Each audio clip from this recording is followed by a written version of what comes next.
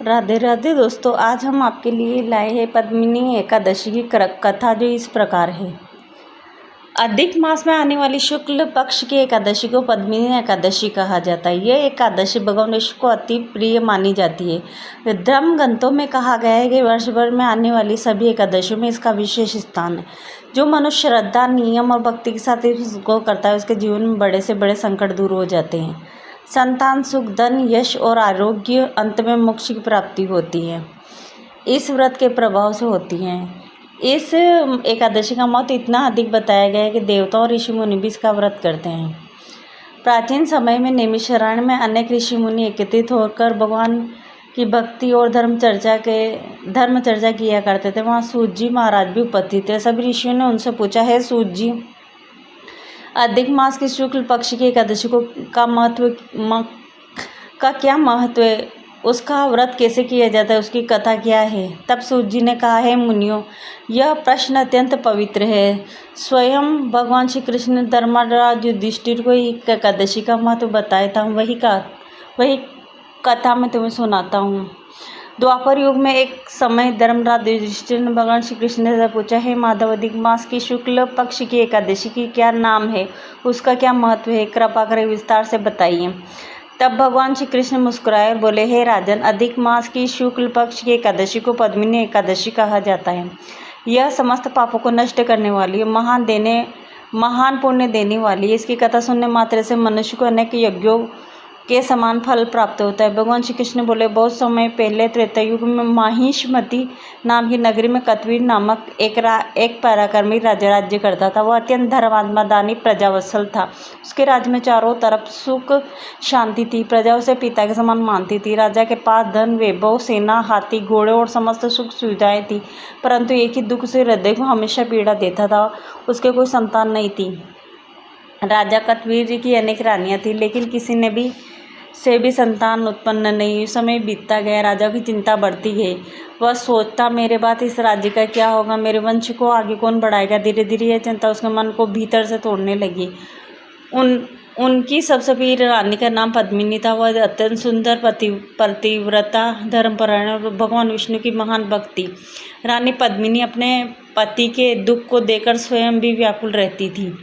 वे प्रतिदिन भगवान से प्रार्थना करती, उनके पति को संतान सुख का प्राप्त हो। एक दिन राजा कत्वीर अत्यंत दुखी होकर अपने महल बैठे थे। रानी पद्मिनी ने उनसे पूछा, स्वामी, इतने चिंतित क्यों रहते हो? राज्य में सब कुछ तो है, फिर उनके चेहरे पर प्रसन्नता दिखाई नहीं देती।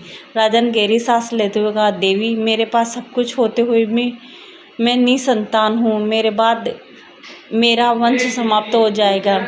यही चिंता मुझे हर समय दुख देती है। रानी पद्मिनी ने अपने पति को धैर्य बंधाया और कहा, स्वामी, भगवान विष्णु पर विश्वास रखिए, वे भक्तों की पुकार अवश्य सुनते हैं। लेकिन समय बीतता गया और कोई उपाय सफल नहीं हुआ। राजा ने अनेक यज्ञ करवाए, दान दिए, ब्राह्मणों की सेवा की, तीर्थ यात्राओं की, उन्हें संतान प्राप्त नहीं हुई। अंततः उन्होंने निश्चय किया कि अब वे राजपाट छोड़कर वन में तपस्या करेंगे। एक दिन राजा ने मंत्रियों को बुलाकर राज्य की व्यवस्था सौंप दी और रानी पद्मिनी के साथ वन की ओर प्रस्थान किया। राजमहल छोड़ते समय प्रजा की आंखों में आंसू थे। सब प्रिय राजा को रोकना चाहते थे, किंतु राजा का मन अब केवल तपस्या में लग चुका था। राजा और रानी घने जंगलों में पहुंच गए। वहाँ ऊंचे ऊंचे वृक्ष, बहती नदियाँ, पक्षियों का मधुर स्वर वातावरण को पवित्र बना रहा था। उन्होंने एक शांत स्थान पर आश्रम बनाकर भगवान विष्णु की आराधना आरंभ की। दिन बीतते गए। राजा कठोर तपस्या करने लगे। तभी केवल फल खाते, कभी केवल जल पीते, कई बार निराहार रहकर भगवान का ध्यान करते। रानी पद्मिनी भी अपने पति के साथ तपस्या करती। वे दिन रात भगवान विष्णु का नाम जपती रहती। कई वर्षों तक उन्होंने कठिन तप किया। राजा का शरीर अत्यंत दुर्बल हो गया, उनकी हड्डियां दिखाई देने लगी, परंतु उन्होंने तपस्या नहीं छोड़ी।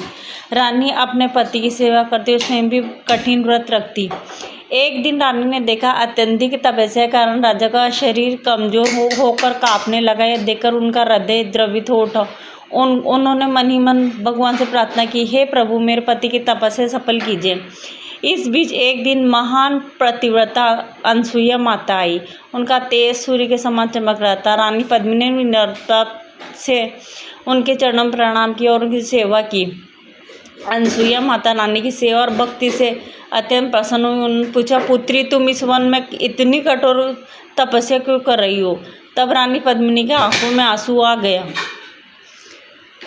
उन्होंने कहा, माते मेरे पति निसंतान है, संतान प्राप्ति की इच्छा से हम तपस्या कर रहे हैं, परंतु अभी तक सफलता नहीं मिली। अनसुईया माता ने ध्यान लगाया और फिर बोली, है पुत्री, अधिक मास की शुक्ल पक्ष की पद्मिनी एकादशी का व्रत करो। यह व्रत भगवान विष्णु को अति प्रिय है। इसके प्रभाव से तुम्हारी मनोकामना अवश्य पूर्ण होगी। रानी पद्मिनी हाथ जोड़कर पूछा, माते कृपा करके इस व्रत की विधि बताइए। अनसुईया माता ने कहा, दशमी के दिन सात्विक भोजन करो और मन को पवित्र रखो। एकादशी के दिन प्रातःकाल स्नान करके भगवान विष्णु की पूजा करो। पूरे दिन उपवास रखो, रात भर जागरण करो, भगवान का भजन करते रहो। द्वादशी को ब्राह्मणों को भोजन कराकर व्रत का पारण करो। जो भक्त श्रद्धा से यह व्रत करता है उसकी सभी इच्छाएं पूर्ण होती है।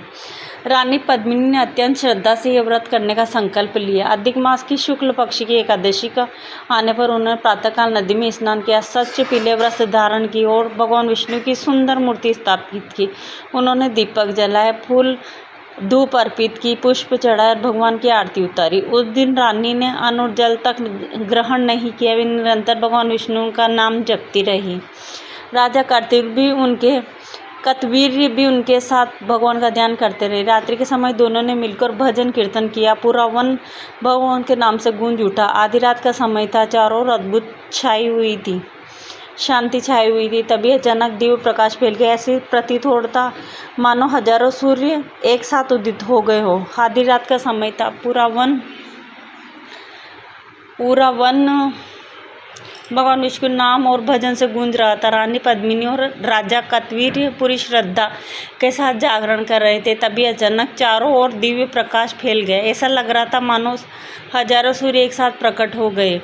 उस अद्भुत तेज के मध्य भगवान श्री हरि विष्णु स्वयं प्रकट हुए।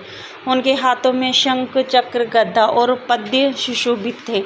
पीताम्बर धारण किए भगवान का स्वरूप अत्यंत मनोहर था। उनके दर्शन से वन का वातावरण दिव्यता से भर गया। भगवान को सामने देखकर राजा कतवीर और रानी पद्मिनी भाव विभोर हो गए। दोनों तुरंत भूमि पर दंडवत होकर गिर पड़े। उनकी आंखों से आंसू बहने लगे। वर्षों की तपस्या और भक्ति आज सफल हो चुकी थी। भगवान विष्णु ने मधुर स्वर में कहा, हे राजा कतवीर, हे देवी पद्मिनी, मैं तुम दोनों की तपस्या और भक्ति से अत्यंत प्रसन्न हूँ।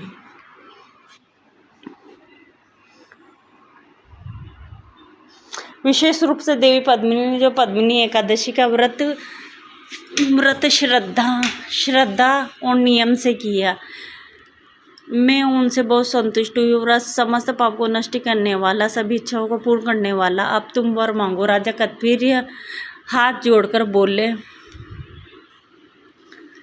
हे प्रभु, यदि आप हम पर प्रसन्न हैं तो ऐसा पुत्र दीजिए जो महान पराक्रमी, धर्मात्मा और यशस्वी हो। भगवान मुस्कुराए बोले, ऐसा ही होगा। तुम्हारे यहाँ एक अत्यंत तेजस्वी पुत्र जन्म लेगा जिसका यश तीनों लोकों में फैलेगा। वह अपार शक्ति का स्वामी होगा और देवता भी उसकी पराक्रम की प्रशंसा करेंगे। भगवान का यह वरदान सुनकर राजा और रानी का हृदय आनंद से भर गया। उन्होंने बार बार भगवान के चरणों में प्रणाम किया। कुछ ही क्षणों में भगवान विष्णु अंतर्ध्यान हो गए, लेकिन पूरा वन अब भी दिव्य सुगंध और आभा से भरा हुआ था। इसके बाद राजा और रानी अपनी तपस्या पूर्ण की और अपने राज्य माहिष्मती लौट आए। जब प्रजा को यह समाचार मिला कि उनके राज्य वापस लौट रहे हैं, तब पूरे नगर में उत्सव मनाया गया। मार्गों को फूलों से सजाया गया, मंदिरों में घंटी बजने लगी और चारों ओर हर्ष का वातावरण छा गया। समय बीतने लगा। भगवान विष्णु के वरदान के प्रभाव से रानी पद्मिनी गर्भवती हुई। पूरे राज्य में आनंद की लहर दौड़ गई। सभी लोग इसे भगवान की कृपा और मानकर उत्सव मनाने लगे। उस समय आने पर रानी ने एक अत्यंत तेजस्वी पुत्र को जन्म दिया। उसका शरीर सूर्य के समान चमकता था। ज्योतिषियों ऋषियों ने भविष्यवाणी की कि यह बालक महान राजा बनेगा। उस बालक का नाम कतवीर्य अर्जुन रखा गया। वह बचपन से ही असाधारण गुणों वाला था। जैसे जैसे वह बड़ा हुआ उसका पराक्रम और तेज बढ़ता गया। उसने वेद शास्त्रों का ज्ञान प्राप्त किया, युद्ध कला सीखी, धर्म के मार्ग पर चलना सीखा।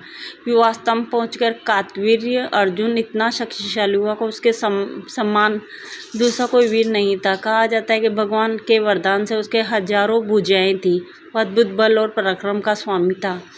उसने अपने बल और धर्म से संपूर्ण पृथ्वी पर विजय प्राप्त की। देवता भी उसकी वीरता की प्रशंसा करते थे। कार्तवीर्य अर्जुन के राज्य में प्रजा अत्यंत सुखी थी। चारों ओर धर्म और न्याय का शासन था। लोग निडर होकर जीवन व्यतीत करते थे। राजा अपने माता पिता का अत्यंत सम्मान करता था और हमेशा भगवान विष्णु की भक्ति में लगा रहता। भगवान श्री कृष्ण ने युधिष्ठिर से कहा, हे राजन, यह सब पद्मिनी एकादशी व्रत के प्रभाव से ही संभव हुआ। इस व्रत का पुण्य इतना महान है कि असंभव कार्य भी संभव हो जाते हैं। श्री कृष्ण आगे बोले, जो मनुष्य श्रद्धा नियम पूर्वक पद्मिनी एकादशी का व्रत करता है, उसे सभी तीर्थों के समान यज्ञ और दान का फल प्राप्त होता है। उसके जीवन में सभी दुख दूर हो जाते हैं। निसंतान को संतान, निर्धन को धन और दुखी को सुख प्राप्त होता है। उन्होंने कहा, इस व्रत में रात्रि जागरण का विशेष महत्व है। जो मनुष्य भक्त रात भर भगवान विष्णु के भजन कीर्तन और कथा में समय बिताता है, उसे वैकुंठ धाम की प्राप्ति होती है। धर्मराज युधिष्ठिर ने भगवान श्री कृष्ण से पूछा, हे केशव, इस व्रत को करने की विधि क्या है? तब भगवान बोले, दशमी के दिन सात्विक भोजन करना चाहिए और मन को शांत रखना चाहिए। एकादशी के दिन प्रातःकाल स्नान करके भगवान विष्णु की पूजा करनी चाहिए। पूरे दिन उपवास रखकर भगवान का ध्यान करना चाहिए।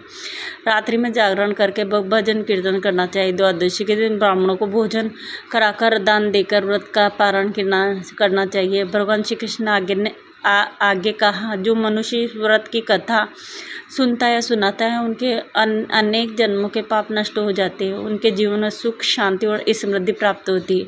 अंत में वह भगवान विष्णु के धाम को प्राप्त करता है। पद्मिनी एकादशी कथा हमें यह शिक्षा देती है कि सच्ची श्रद्धा और भक्ति से भगवान अवश्य प्रसन्न होते हैं। जीवन में चाहे कितनी भी कठिनाइयाँ आवे, यदि मनुष्य धैर्य विश्वास बनाए रखे तो भगवान उसकी सहायता अवश्य करते हैं। रानी पद्मिनी ने अपने पतिव्रत धर्म, श्रद्धा और कठोर व्रत से यह सिद्ध कर दिया है कि भक्ति में अपार शक्ति होती है। यह कथा केवल एक धार्मिक प्रसंग नहीं बल्कि विश्वास, तपस्या और समर्पण का संदेश भी देती है। राजा कतवीर और रानी पद्मिनी ने वर्षों तक कठिन तप किया, लेकिन उन्होंने कभी भगवान पर विश्वास नहीं खोया। अंततः भगवान विष्णु ने स्वयं प्रकट होकर उनकी मनोकामना पूर्ण की। आज भी भक्त जन अधिक मास में आने वाली पद्मिनी एकादशी का व्रत पूरी श्रद्धा से करते हैं। मंदिरों में भगवान विष्णु की विशेष पूजा होती है। लोग भजन कीर्तन करते हैं, दान पुण्य करते हैं और भगवान से अपने जीवन में सुख शांति की कामना करते हैं। मान्यता है कि जो व्यक्ति इस दिन सच्चे मन से भगवान विष्णु का स्मरण करता है, उसके जीवन में सभी कष्ट दूर हो जाते हैं।